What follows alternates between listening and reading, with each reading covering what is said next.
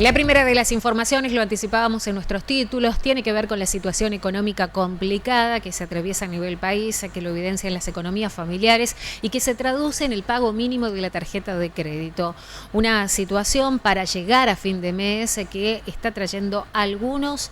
inconvenientes importantes en materia financiera en muchas familias. Es un informe que lo elaboró la CEPAL en conjunto con el Ministerio de Economía de la Nación. Se conoció a principios de mayo aproximadamente y lo que nos permitió ver es de alguna manera cómo la situación macroeconómica nacional impacta en las familias, más allá de lo que vemos todos los días, ¿no? Con cuestiones, por ejemplo, con la inflación y salarios. Y el resultado que nos mostraba era que, por ejemplo, a nivel nacional, cerca del 58% de las personas, de las familias, mejor dicho,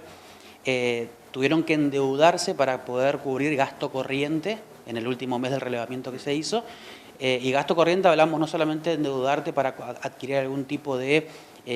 electrodoméstico, por ejemplo, es decir, de montos relativamente elevados para una familia, sino que lo grave de eso era que había crecido mucho la cantidad de familias que se endeudaban para poder pagar, por ejemplo, alimentos y medicamentos.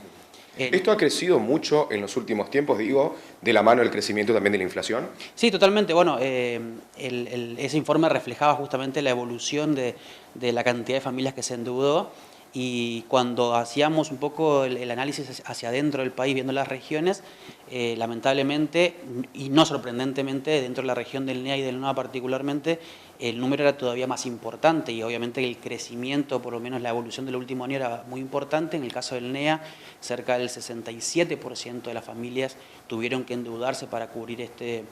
tipo de gasto. Todavía más grave es en el caso de las familias que están encabezadas por mujeres, donde llegaba el 70% de esos hogares. En el NOA es un poquito más bajo, es el 60%, pero igual sigue siendo un número muy importante.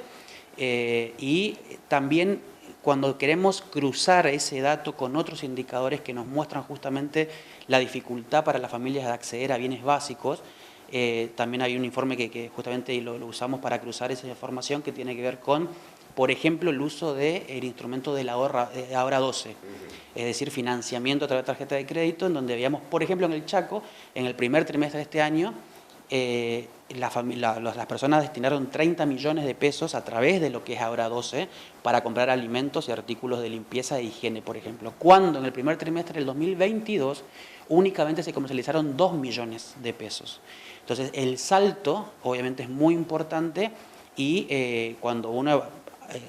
de nuevo, no cruza datos, inflación, salario a la caída, toma de deuda y elementos y uso de elementos financieros para cubrir este tipo de gasto, entonces claramente demuestra la situación problemática, que obviamente la raíz del problema es la inflación.